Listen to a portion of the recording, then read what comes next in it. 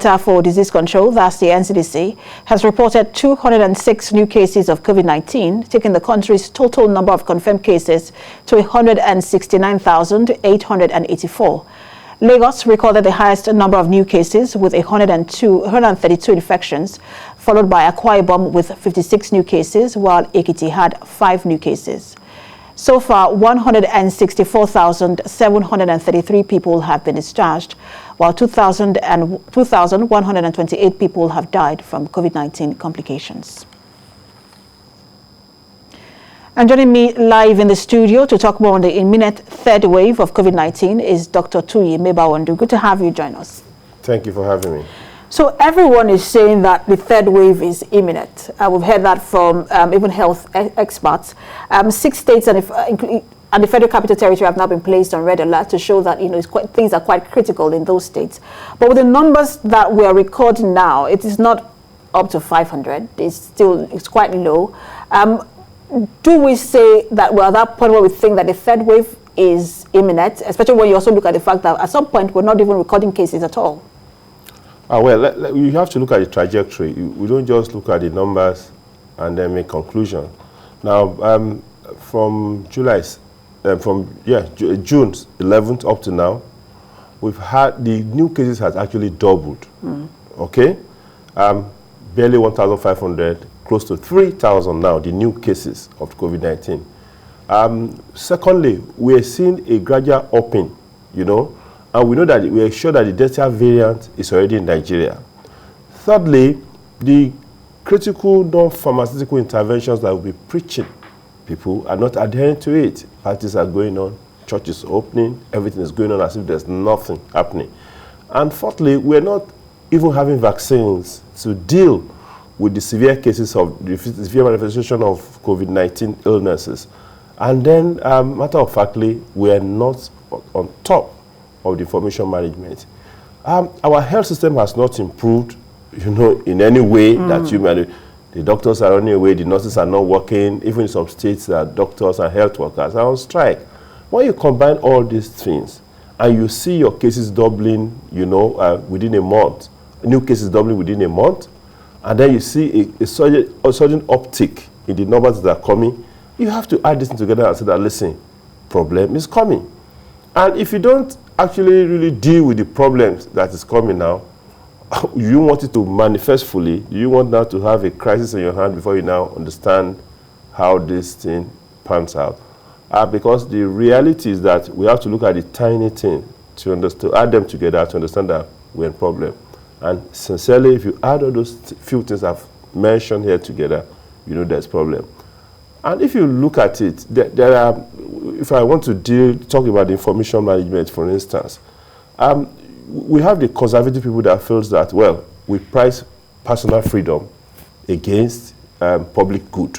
Maybe the church people said, okay, they prefer their own personal freedom against public good. You have personal choice against public good, and they're now pushing their own narrative. But the demagogue, for instance, will manipulate expert opinion to push their own reality. In terms of information management, are we dealing with conservatism or demagoguery? That's very key, because information management has been a big part of the COVID-19, managing the COVID-19 pandemic, where we see that there is an influx of fake news, and then you're trying to battle with all of the information barrage and trying to sift, the one that is right and the one that is wrong. But you mentioned earlier with the vaccination, we even see that in a place like the United States, where they have vaccinated over 40% of their population, fully vaccinated. They are, as of today, over 80% of cases in the US is linked to the Delta variant. And especially those places that there are no vaccination. TVC, listen. And I was going to ask you what that means for us, if they're even having that kind of issue, and how many percent of our population has even vaccinated? Less than 1%. So what does that mean for us?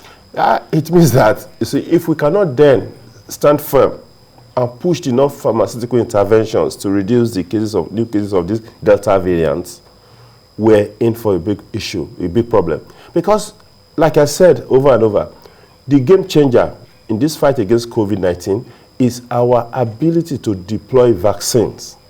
Look for vaccines, bring it in, and deploy.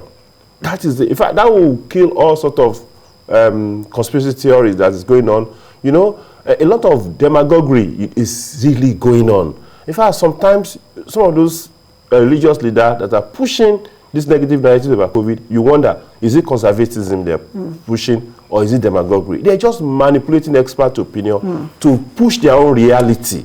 You know, Dr. Mebawondu, government must be able to stand on top of this and deal with those information management if we don't have vaccines. Absolutely. Dr. Mebawondu, right now, you said something earlier about our health system.